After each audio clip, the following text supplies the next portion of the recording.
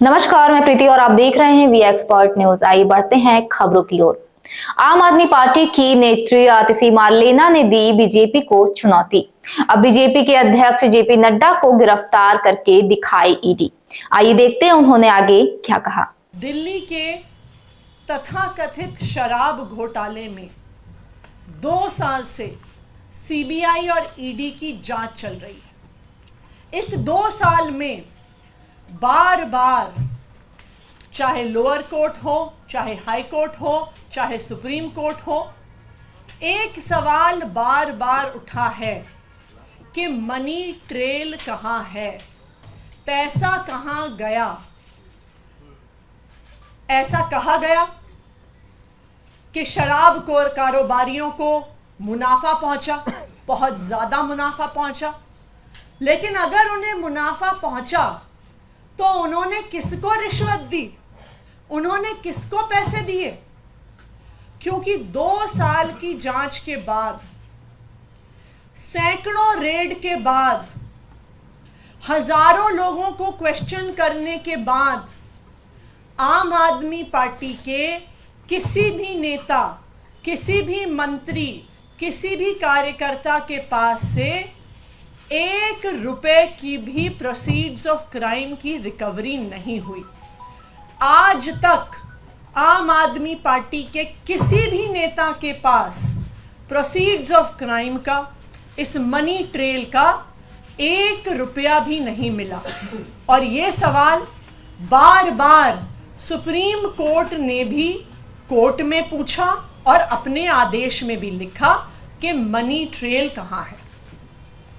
अरविंद केजरीवाल जी को 2 दिन पहले इसी तथाकथित शराब घोटाले के तहत गिरफ्तार किया गया।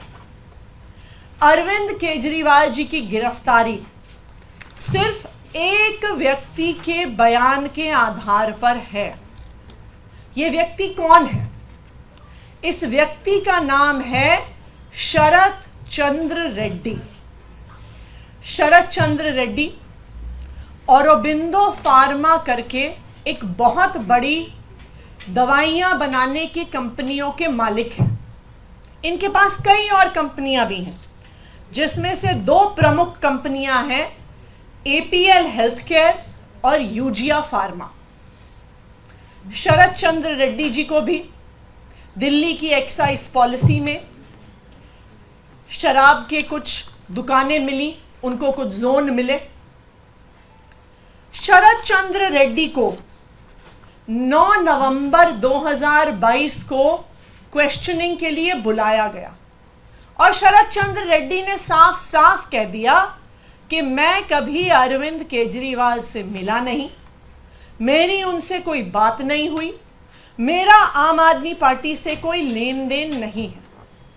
जैसे ही उन्होंने कहा कि मैं अरविंद केजरीवाल से मिला नहीं, उनको तुरंत अगले दिन ईडी द्वारा गिरफ्तार कर लिया गया। कई महीने जेल में रहने के बाद एक दिन शरत रेड्डी जी ने अपना बयान बदल लिया।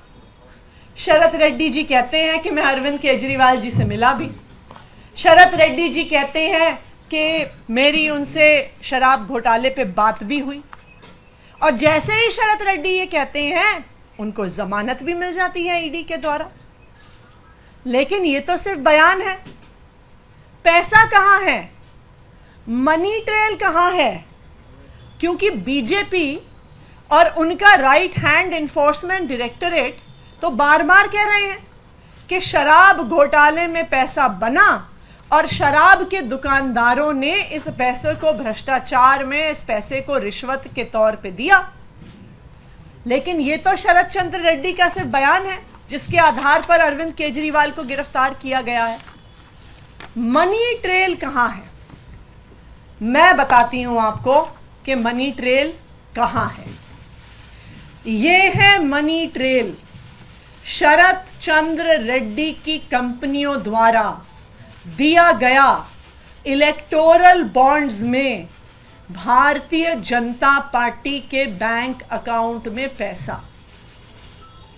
आज ये मनी ट्रेल पूरे देश के सामने आ गई है कि शरद चंद्र रेड्डी, औरोबिंदो फार्मा का मालिक, एपीएल हेल्थ केयर का मालिक, यूजिया फार्मा का मालिक, शराब का कारोबारी, उसने 4.5 करोड़ रुपए के इलेक्टोरल बॉन्ड्स दिए एक्साइज पॉलिसी के बनने के दौरान भारतीय जनता पार्टी को। उसके बाद गिरफ्तार होने के बाद 55 करोड़ रुपए के इलेक्टोरल बॉन्ड्स दिए भारतीय जनता पार्टी को। तो जिस मनी ट्रेल की पिछले 2 साल से तलाश हो रही थी, आज वो मनी ट्रेल सामने आ गई है कि आखिरकार शराब के कारोबारियों ने पैसा किसको दिया, पैसा कहां गया और पैसा कब गया।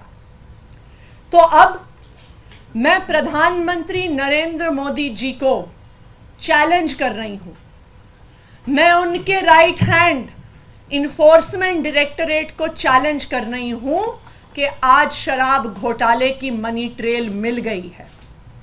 सारा पैसा भारतीय जनता पार्टी के बैंक अकाउंट में गया है।